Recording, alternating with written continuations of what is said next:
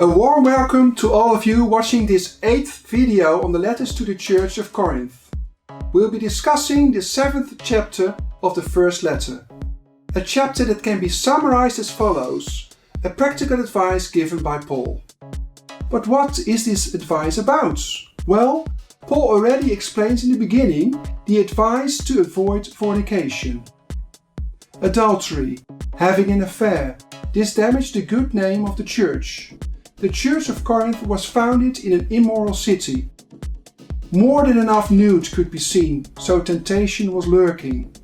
There were, however, more challenges. The Christians started to become known for the fact that they blew and caused damage to marriages.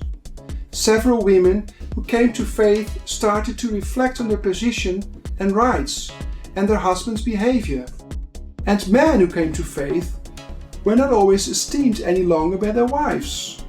It's no coincidence that a radical change, such as a conversion, puts pressure on your relationship, especially when it's just one of the two who goes through a change like that.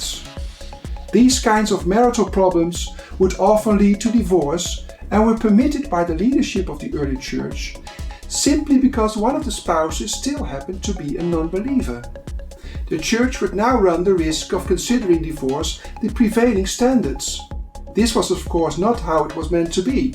Besides relational problems, there were also Greek philosophies that threatened to take over the church regarding theology in order to win the battle against immorality. The first one was the principle of celibacy. Paul doesn't agree with this, but it was difficult for him to come up with an alternative concerning this lifestyle.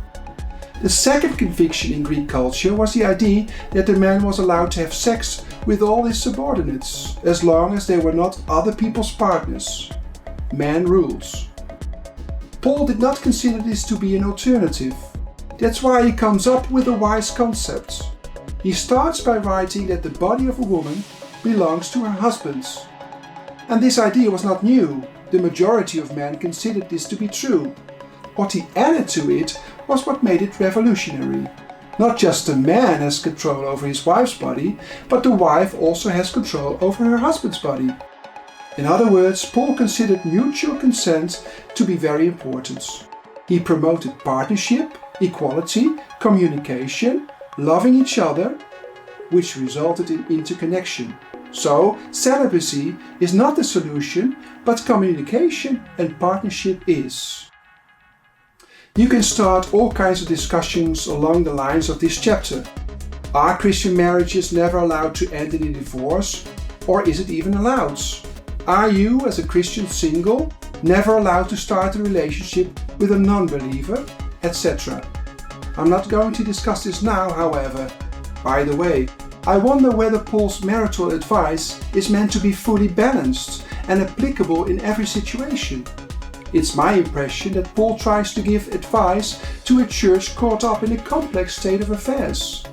I challenge you to study the passages in their contexts. I'd like to give an example of how you could do this. Let's have a look at verse 38.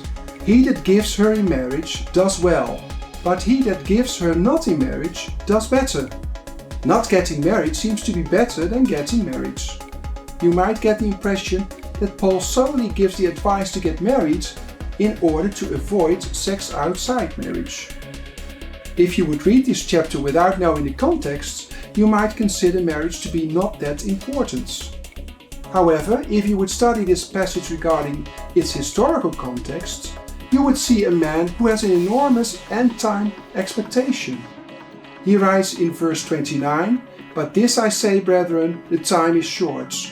It remains that both they that have wives be as though they had none." There was a strong expectation in the early church that Jesus could come back any moment.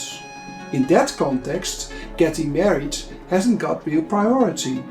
It's remarkable that later in life, Paul seems to have changed regarding this topic. You see, while writing to the church of Ephesus, he writes about the fact that marriage reflects the covenant between Jesus and his church. I consider the way Paul develops his points of view far more interesting than all kinds of theological discussions. First of all, Paul often seems to switch opinions during this chapter.